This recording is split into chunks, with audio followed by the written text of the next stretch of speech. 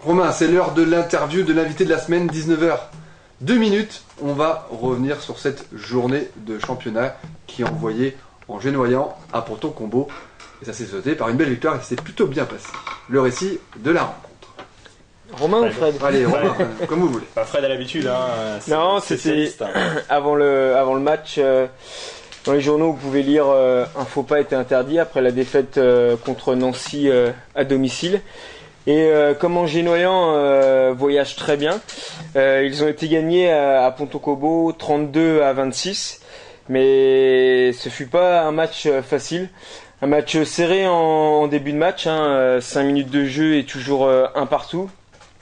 Angers jouait, Angers était solide, notamment en défense avec un très très bon Komenovic qu'on retrouve depuis quelques semaines. Et à la mi-temps, Angers mène 24 à 22. Et on voit une belle équipe d'Angers qu'on n'avait pas trop vue. 15-10, oui, 15-10 à la mi-temps. Oui, 15-10, pardon. Et une belle équipe d'Angers-Noyant qu'on n'avait pas vue sur le parquet de Jean-Bouin une semaine avant. Et la deuxième mi-temps, Angers a continué à être solide en défense, a continué à marquer les buts décisifs en attaque et le remporte finalement 32-26. Et Romain, c'est une victoire qui fait du bien parce que derrière, ça s'est rebiffé. On pense notamment aux équipes comme Sémur, aux équipes comme Gonfreville qui ont pris 10 points. Il fallait gagner ce week-end. Tu veux le classement tout de suite à ce moment-là? Allez, on en parle. Allez, c'est parti avec Sémur en Auxois qui s'impose à Mulhouse 32-31. La victoire de Massy à Nancy 29-26, celle de Valence à Besançon 28-26, victoire à d'Istres à Dijon 25-24, match nul entre Gonfreville et Chartres 21-21, et enfin une victoire de Nîmes encore à l'extérieur, donc une victoire à Vernon 25-24, Angers-Noyant et donc 8e du classement. Pour le compte donc de la 10e journée de championnat, on va s'adresser à notre invité David Penaud. Bienvenue David dans l'équipe du lundi, une victoire qui fait du bien, cette victoire en région parisienne, comme beaucoup de déplacements à l'extérieur depuis le début de la saison. Bonsoir à tous, oui, c'est une victoire qui nous fait du bien parce que on avait à cœur de se racheter après le match de Nancy où on a fait une piètre prestation à domicile, donc il était vraiment important de retrouver le chemin de la victoire le plus rapidement possible. En plus, c'était pas un match charnière, mais pas loin, parce que l'équipe qui perdait pouvait se retrouver dans une situation délicate à 2 points de la relégation, et l'équipe qui gagnait pouvait rester à 2 points du 3e. Donc oui, c'était un match important, donc on a su le négocier correctement. Donc moi je félicite mes joueurs parce que j'ai vraiment retrouvé l'équipe que j'ai l'habitude de voir à l'extérieur, que j'espère retrouver rapidement à domicile. Qu'est-ce qui a fait les différences sur ce match? Diarra a joué. Il n'y a pas que Diarra. Diarra, c'est pas une équipe. Non, mais il a été fort. Il a été fort, il a été bon comme d'autres joueurs. Je pense que ce week-end, c'est quand même une victoire collective. On a retrouvé des joueurs qu'on avait perdu un petit peu la semaine d'avant, notamment en défense, comme Bouchta ou Darek. Un bon Johan, un bon Bakekolo, un bon Komenovic. Non, globalement, c'est une victoire collective. On a réussi à retrouver des valeurs défensives qui ont permis peut-être à Elia de sortir les ballons qu'il fallait au bon moment. Ça, c'est une certitude. Mais globalement, un match dans tous les compartiments du jeu intéressant. On a produit du jeu en attaque. Et c'est un des matchs où on a été mis en difficulté, parce qu'ils sont quand même revenus à un but alors qu'on avait 6 buts d'avance. Et on a su garder les pieds sur terre et continuer à dérouler notre jeu et à gagner ce match. Avant d'expliquer, Romain, l'écart entre l'équipe à domicile et l'équipe à l'extérieur, écart inquiétant ou pas, on rentrera dans le débat dans 5 minutes tout pile. Mais Romain, si tu es d'accord avec moi, c'est quand même une équipe qui donc a bien joué à Ponton Combo et qui a fait la course en tête pendant tout le match. Oui, évidemment, Angers-Noyant s'est retrouvé, comme finalement à Mulhouse où il y avait une victoire extérieure, mais à l'extérieur ça marche bien depuis le début de la saison, Flo. Donc en même temps, ce match à Ponto, c'est pas une surprise finalement de gagner à Ponto, David? Si, c'est une surprise parce que les années précédentes de gagner à l'extérieur c'est toujours délicat. Je crois que cette année, c'est pas le cas cette année. Enfin... C'est pour ça que j'allais te dire, cette année, c'est vraiment c'est bizarre ce championnat, parce que je crois que sur la dernière journée, à part les matchs nuls, il n'y a que des victoires à l'extérieur, donc c'est rare. Donc les années précédentes, ça n'existait pas. Donc de gagner à l'extérieur, c'est jamais simple, c'est jamais facile.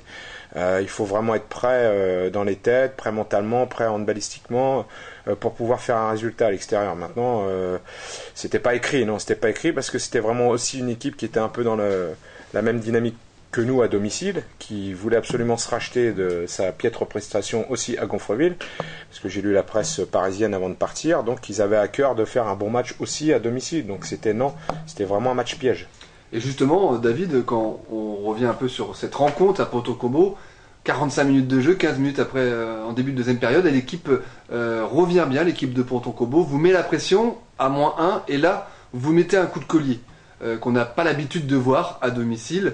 Là aussi, vous avez bien géré les temps forts et le très peu de temps faible que vous avez eu pendant la rencontre. Comment vous l'expliquez ça, c'est ce moment charnière à la 45e minute du match? Déjà, il y a plusieurs facteurs qui sont liés à ça. Ponto a changé de défense en début de deuxième. Ils ont fait une 2-4, donc une défense un peu tout-terrain qui nous a pas mis en difficulté, mais un peu.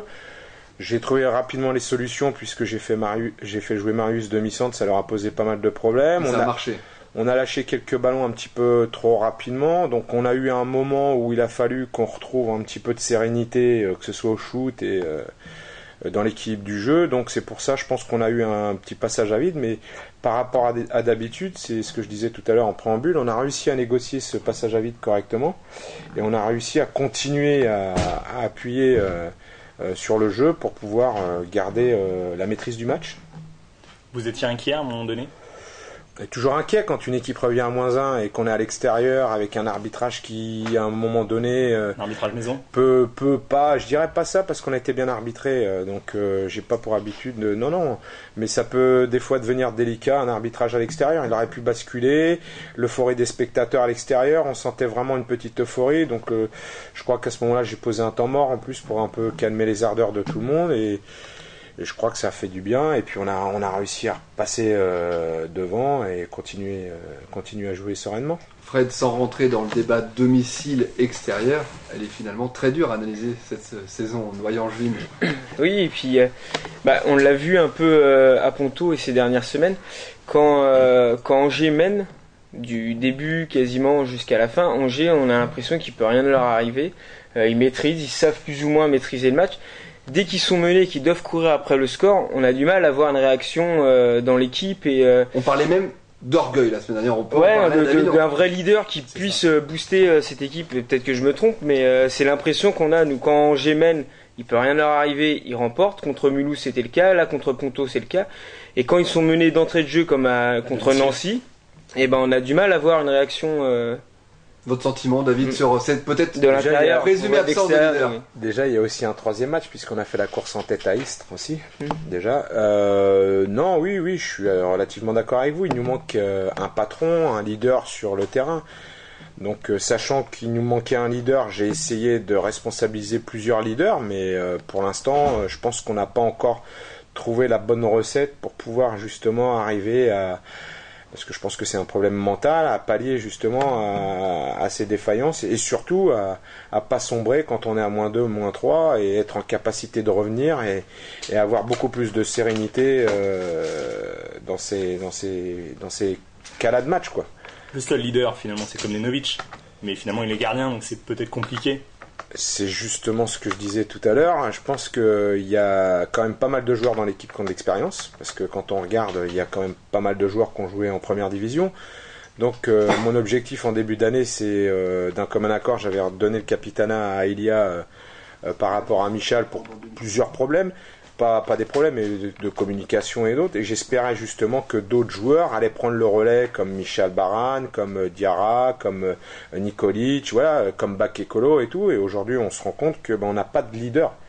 Voilà, c'est un problème. Comme par exemple, si on prend le cas de Vernon qui a un quintalet. Nous, on n'a pas un joueur qui puisse à un moment donné, quand ça va pas très bien, tirer le groupe un petit peu pour sortir de l'ornière. Oui, c'est une problématique. Oui.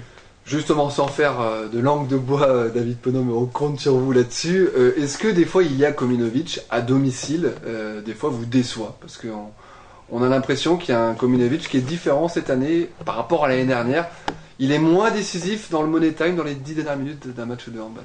Déjà, je suis pas tout à fait d'accord parce que fin septembre. Mais depuis septembre, depuis octobre. Fin septembre, tout le monde, j'avais même dit dans la presse locale que si Kominovic continuait à jouer comme ça jusqu'à la fin de l'année, on montre en première division. Je parle de la dernière sortie à domicile. Ah, pardon, tant pour moi. Je précise. Il faut éviter de généraliser. Je précise. Non, il a, je pense aujourd'hui, il a des petits temps et des temps faibles. Il a peut-être des pics de méforme. Donc oui, il a eu des passages à vide comme d'autres joueurs. Voilà, alors peut-être qu'il faut que Jérémy Favreau, le numéro 2, prenne un peu plus d'initiative pour pouvoir l'aider un peu plus, oui, mais bon, ça c'est dur aussi psychologiquement et physiquement pour un gardien de jouer 1 heure, comme c'est le cas depuis le début de l'année.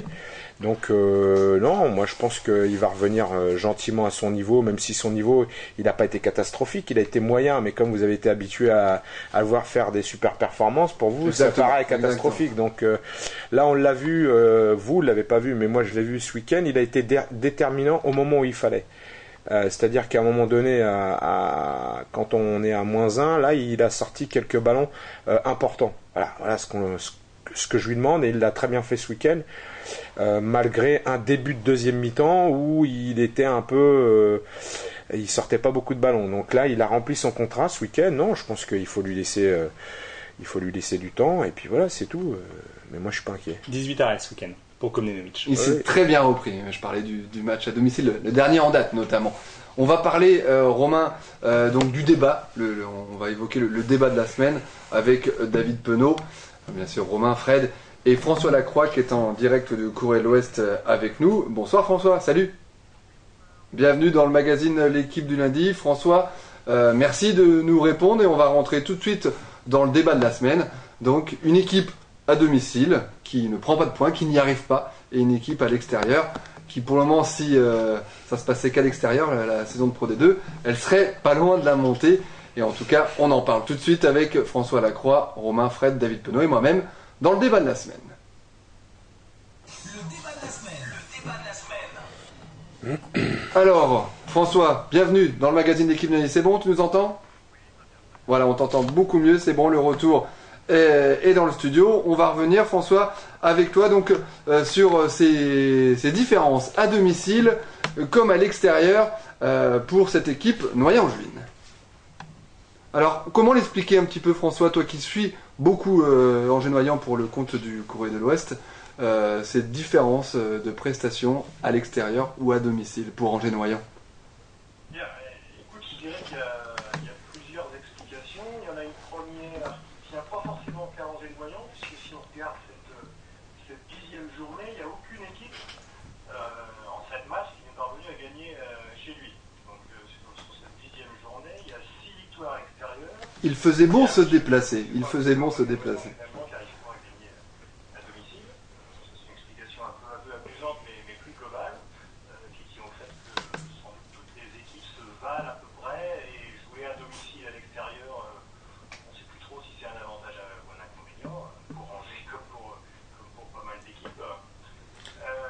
Mais on était, François, excuse-moi de t'interrompre, on en parlait avec David Penaud en off, et on lit des fois les déclarations de David Penaud, notamment dans le Courrier de l'Ouest ou dans Ouest France, et David pointait peut-être une différence de comportement à domicile ou à l'extérieur pour ces garçons. Alors on va écouter le principal intéressé. Comment l'expliquer, David, aujourd'hui, ces différences? Peut-être de niveau, peut-être de préparation. C'est quoi le problème à domicile pour Angers-Noyant?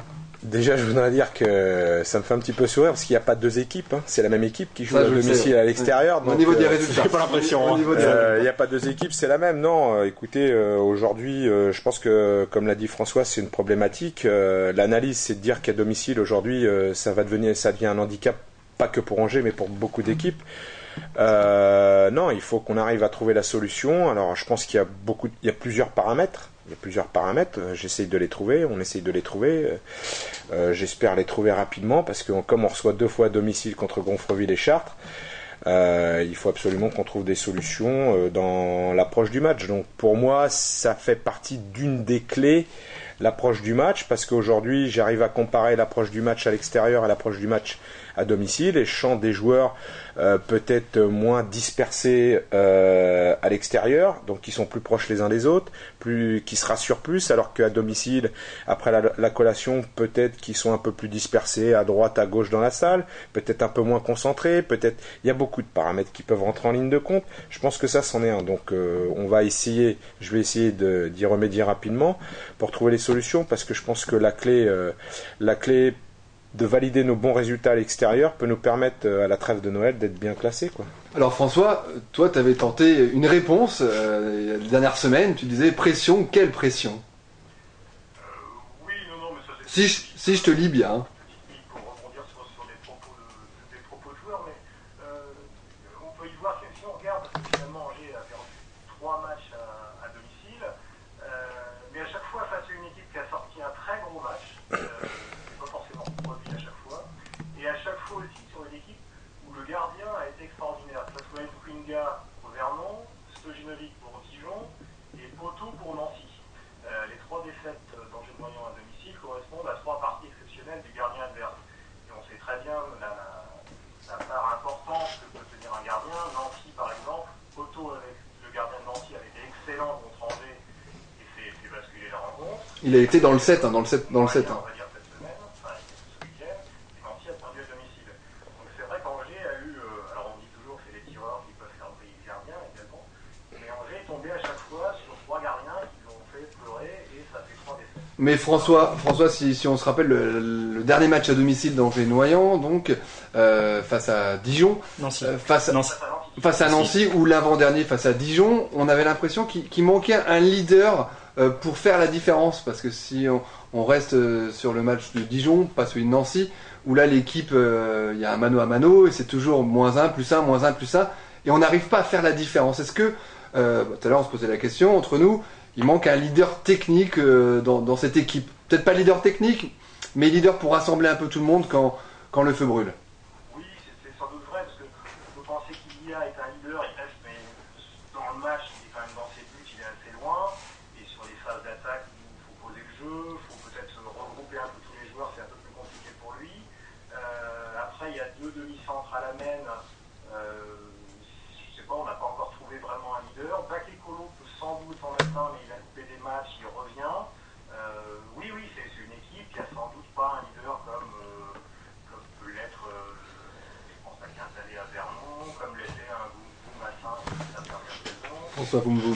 Capable de faire que l'équipe fasse sport autour de lui et que surtout dans les moments difficiles, parce que si on regarde cette équipe d'Angers, à chaque fois qu'elle a bien démarré ses matchs, finalement elle a gagné comme un Tonto samedi, et c'est toujours quand c'est un peu compliqué, c'est là effectivement qu'il y a besoin d'un leader pour tirer un peu tout le groupe vers le haut, c'est là que c'est plus compliqué effectivement. Finalement, c'est cette équipe quand on l'attend un petit peu moins. Romain, ton avis? Non, moi juste, le vrai problème, c'était peut-être l'absence de Bakekolo en début de saison, François. Enfin, la blessure. Il était là contre Nancy, hein, Bah oui. ça n'a pas empêché la défaite, mais c'est vrai que son absence a pesé, parce que c'est un qui défend bien, il contre-attaque vite. Oui, c'est un joueur évidemment important, hein, donc son absence sur 3 ou 4 matchs a pesé, c'est évident. Ouais. Dont 2 fois à domicile quand même. 2 matchs à domicile qui ratent. 2 fois, c'est ça? ouais, complètement. Non, c'est indéniable. Hein. David, il y a une dépendance Bakekolo? Ouais. Moi, je pense pas. Maintenant, ce que je voudrais dire, c'est que si on l'a recruté, c'est qu'on considérait que c'était un bon joueur. Ça, faut que ce soit une réalité. Non, on l'a pris. Moi, je le voulais absolument pour plusieurs choses. Parce que Fred, en plus, il faut pas oublier qu'il a que 25 ans. Hein. Ça fait 8 ans qu'il joue en première division, quand même. Il a commencé à 16 ans presque 17 ans en première division. Maintenant, il vient d'arriver, donc pour lui de devenir un leader, je pense que c'est un peu compliqué, surtout qu'il y a quand même pas mal de joueurs qui ont un certain âge et qui ont une certaine expérience. Il a, comme le dit François, il a loupé quelques matchs, donc pour lui, ça a été un problème. Mais on a loupé 3 ou 4. Il a loupé 4 matchs. 4 matchs, 4 défaites. Maintenant, je pense que Fred, comme je disais tout à l'heure, aujourd'hui, nous, on n'a pas de vrai leader dans le groupe. Il peut faire partie des joueurs qui peuvent être, ou ce que moi j'attends, qu'il y ait plusieurs leaders dans cette équipe. Voilà. puisqu'on n'a pas de leader, qu'à un moment donné dans le match, il y en ait plusieurs qui arrivent à tirer l'équipe vers le haut. Aujourd'hui, c'est pas le cas. On n'a pas de quintalet, on n'a pas de joueurs clés qui soient capables de nous sortir de l'ornière dans les moments difficiles. Et moi, j'attendais en début d'année, parce que je m'en doutais un petit peu de cette problématique, j'avais demandé à plusieurs joueurs de prendre le relais dans ces cas-là, et aujourd'hui, on ne l'a pas. Donc oui, c'est un problème. Maintenant, je pense que Fred, aujourd'hui, il n'est pas encore en capacité, Bakekolo, de prendre... en plus, il a un poste qui est ailier gauche aussi, qui n'est pas facile pour un leader. Il peut être leader, mais dans l'état d'esprit.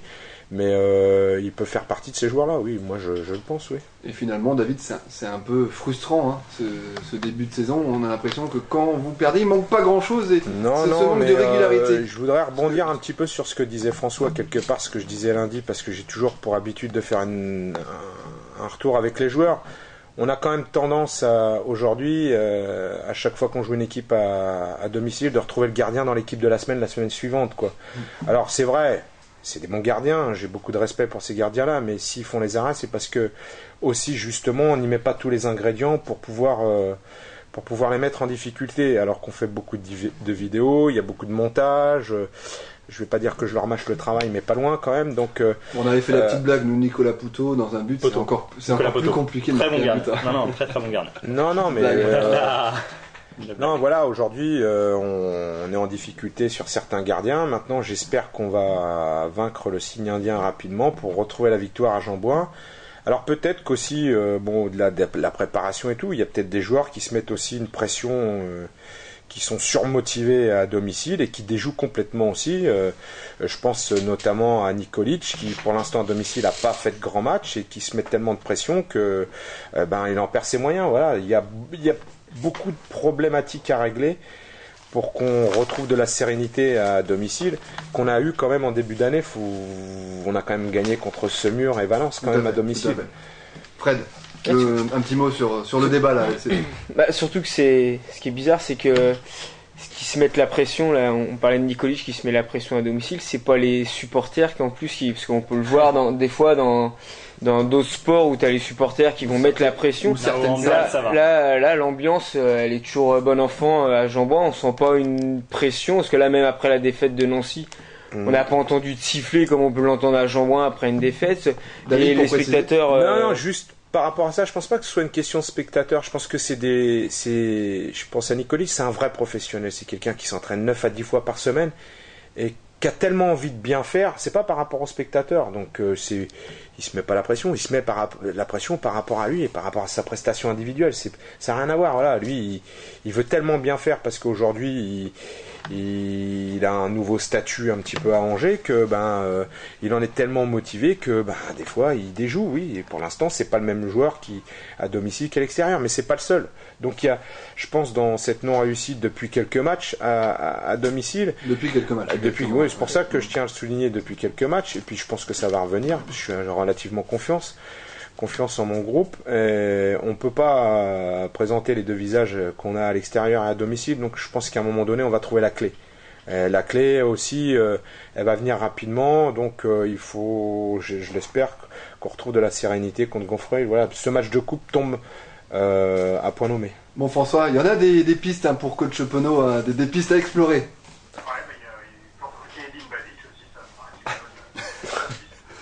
Merci en tout cas, François, d'être passé dans le magazine L'équipe du lundi, et on te lit comme chaque matin dans les colonnes du Courrier de l'Ouest. Merci en tout cas.